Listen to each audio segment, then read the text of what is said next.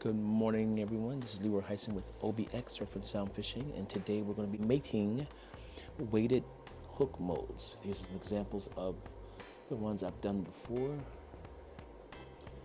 and when I did these, I was fairly new. This is probably my fourth or fifth time getting ready to do this one right here to show you in this video, but the weighted hook molds, they do work, and here's an example of one that I created or that I made. And if you know, these molds cost about $1, a little over $1 each hook. So this can save you a significant amount of money. So let's go ahead and get started.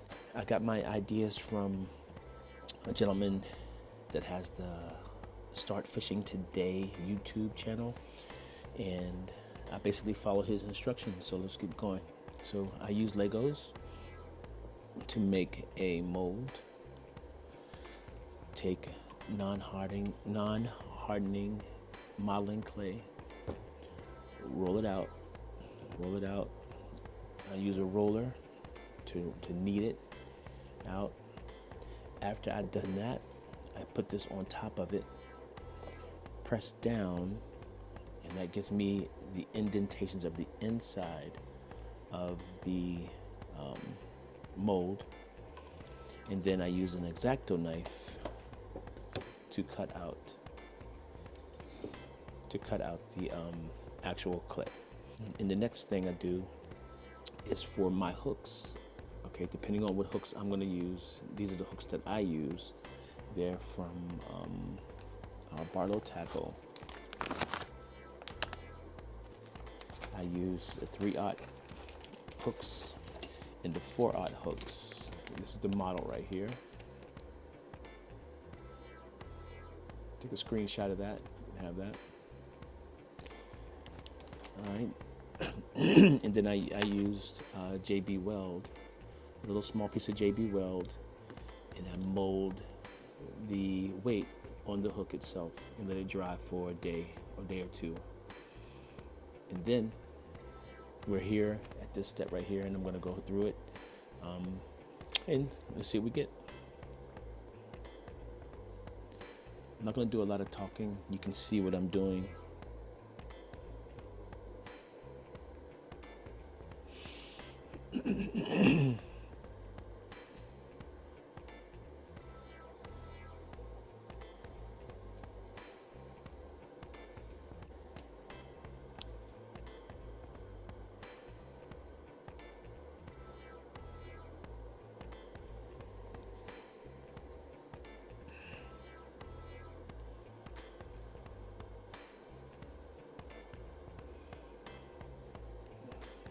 Notice that I'm just leaving a little bit of a space right here.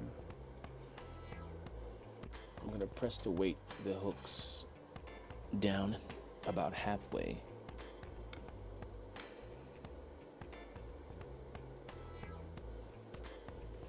I want part of the hook in as well as half of the weight.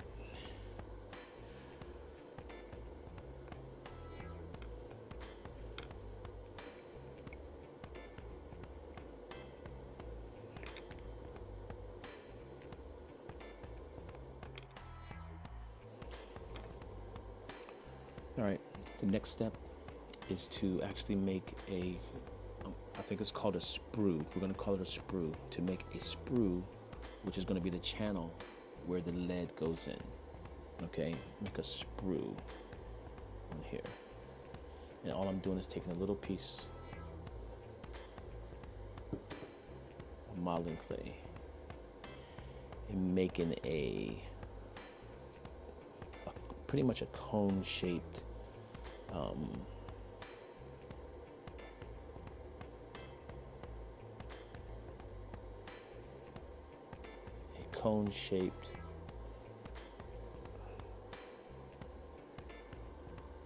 sprue to allow the lead to go in.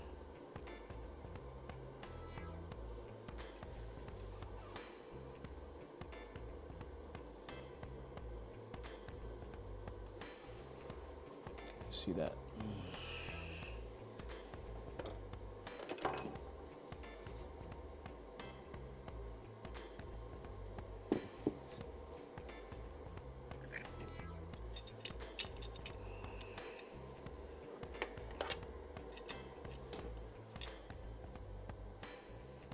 And here I'm just going to cut it or slice it so it's even with the side.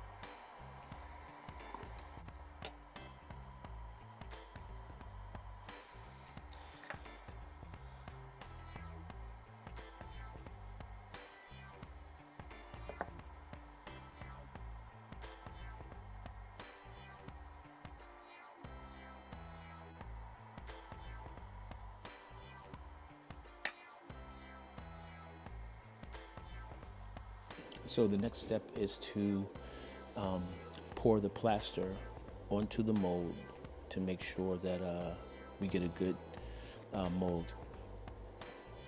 Before I do that though, what I like to do is brush on petroleum jelly or Vaseline, just so that the plaster of Paris will release and it won't stick to the hooks or the sprues that I just made.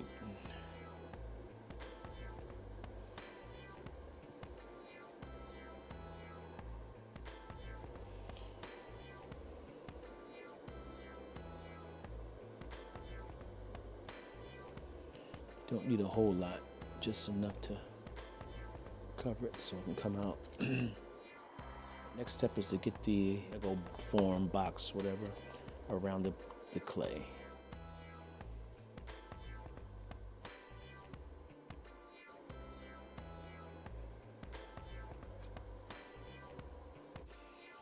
All right, let's take a look at it.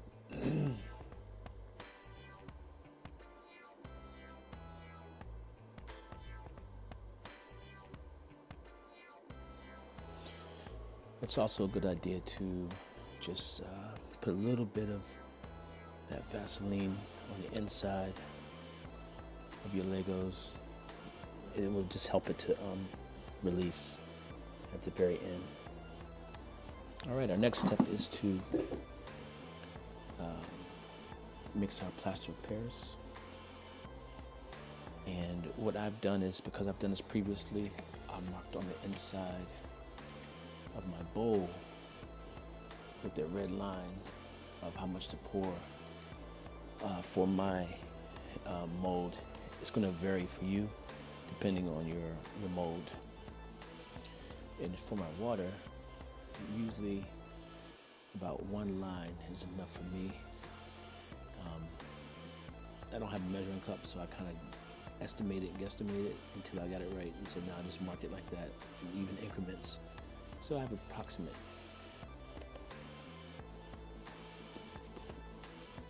Should do it.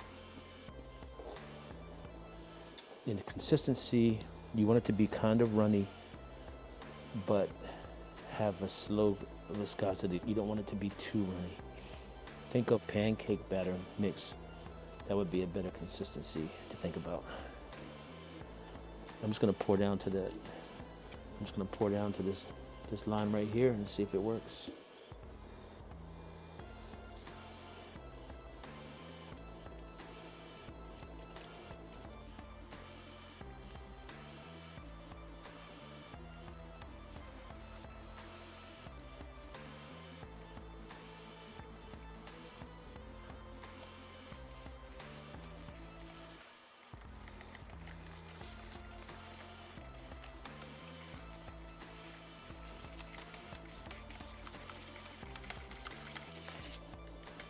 Going to thicken up by itself. So what I'm going to do now is just take a paintbrush, put a little bit of the plaster Paris on it, and go around the little small crevices to make sure that plaster of Paris gets in there.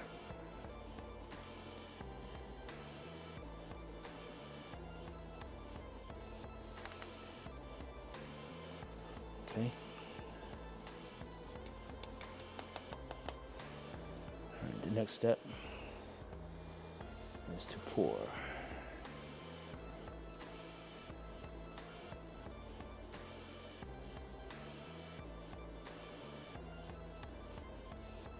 It's actually turned out pretty good.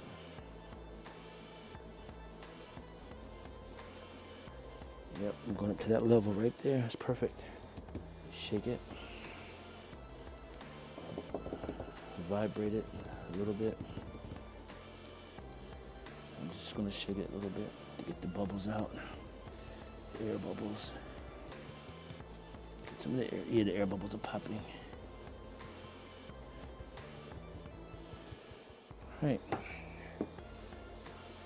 So we're going to come back in about an hour, and then we'll go to the next step. All right, it's been over 2 hours waiting, so we're going to go ahead and take it out of the mold and see see what happened. Here we go.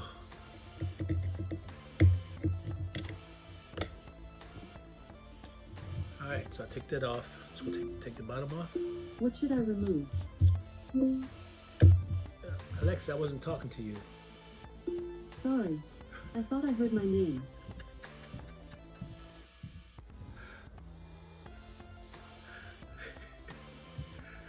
Oh my gosh, technology.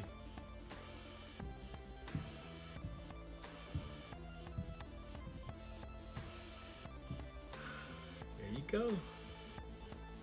Not bad, huh? Not bad. Oh man, not bad at all. So we're gonna do the exact same process we did with the modeling clay. We're gonna do the same thing with the plaster of Paris. The only difference is I gotta drill a few holes in here to make sure that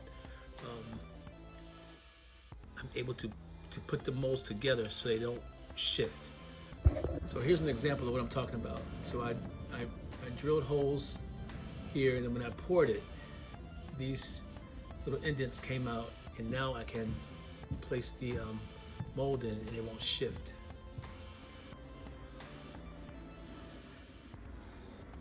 Can you see that? Okay, good. Just going down a little bit. Not too deep. Just a little bit to make an indent. That's enough. Right there. Put one here, put one here. One right in here.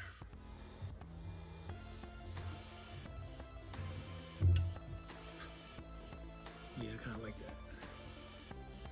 I might add one more with that. Add a fourth one. Middle of where that hook is.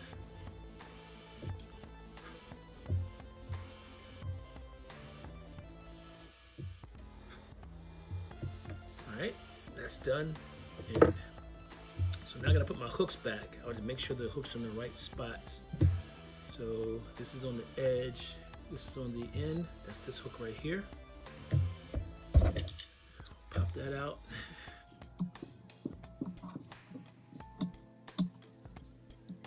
I won't be needing the modeling clay for this mold anymore. I'll be using it for another one. But clean that off. This goes on the end, so this should plop right down in there. Should. Yep, look at that. Oh my goodness, this is so cool, man. This goes here. Right, alright. I'll put that in there. Yeah. Oh man, it fits him perfectly. Come on. Next step is to go ahead and do the other half of the sprue. So I'm going to take a little piece of modeling clay and make another cone, same as I did last time, and place it over top of that other one, hopefully the exact same size, and go from there. But all I got to do is make a little cone, and it should fit in.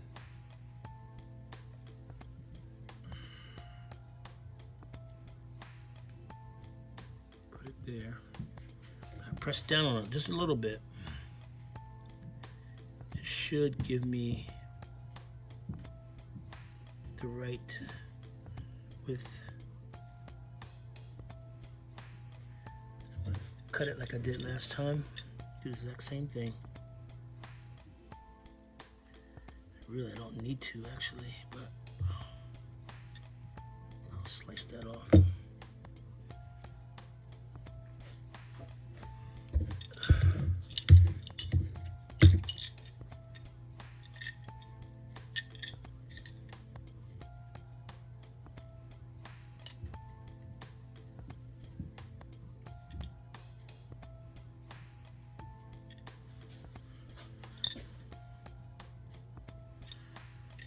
All I'm trying to do is match the size. Didn't have to be perfect, but I'm trying to do it.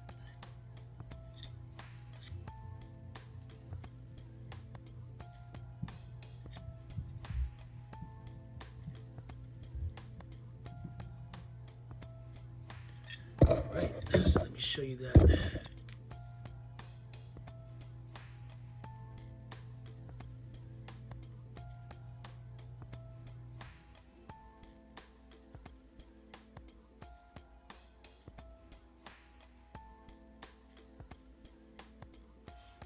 Do the same thing to the other ones.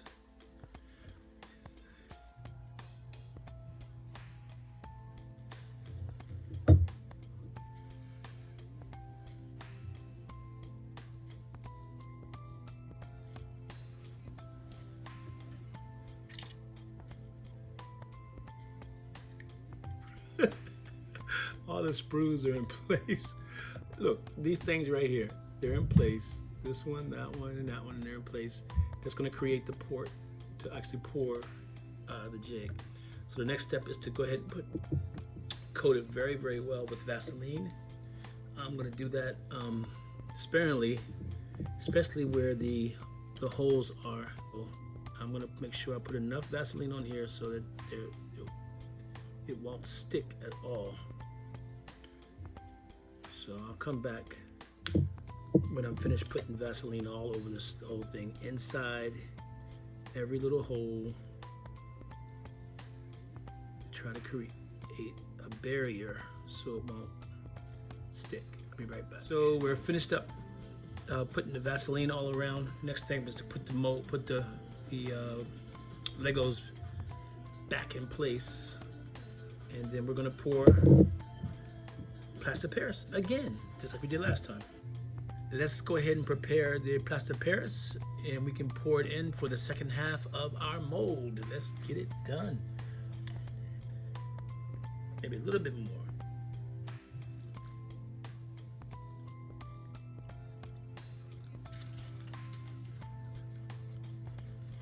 Get some of those bubbles out already. Get a little bit on my little paintbrush here. Fill in those crevices really, really close to the weight as well as the sprue. Get that plaster Paris just soaked in those areas so it won't be any gaps in the plaster Paris when I actually pour it.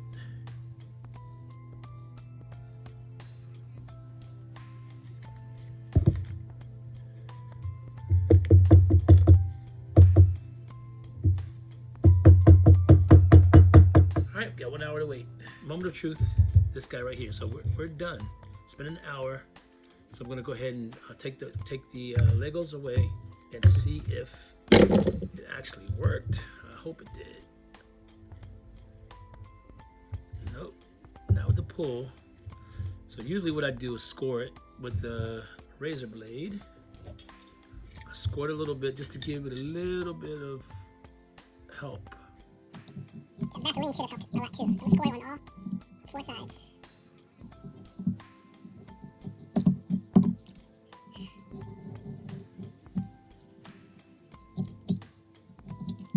Just the last side right here.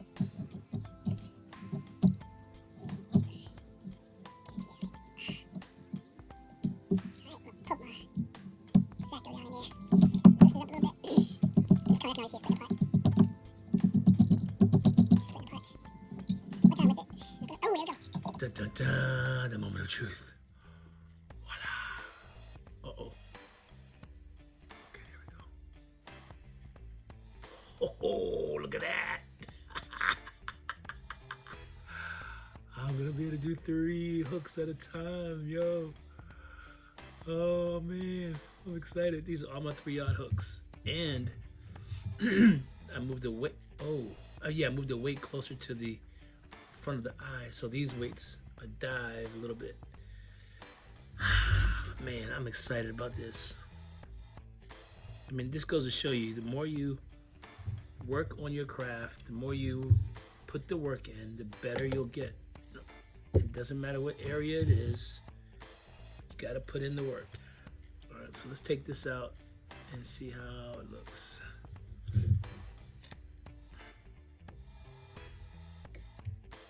Okay, there's a hook. Wow, look at that. That came out nice. That came out nice.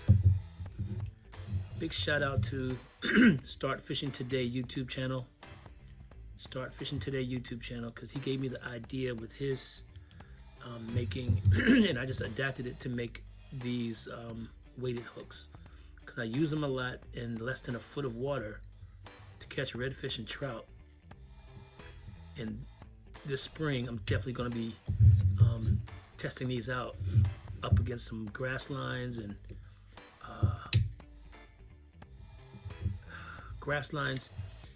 areas where there's stumps that are in the water. I used to lose a lot of my jigs. So the only thing left to do now is to actually clean up the port.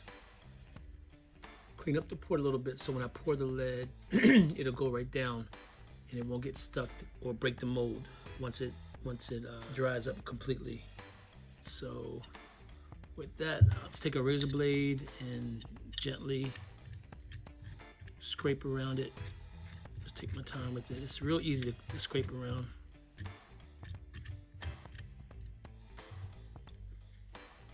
All right, you don't have to watch the rest of that, but that's it, guys. We're ready to pour in about 4 days, once this all cures. So right now it's real heavy. It's got to dry up. I'm gonna give it 4 days, and then we'll be ready to pour. Okay, all the shrews are in place. Sprues. All the sprues are in place.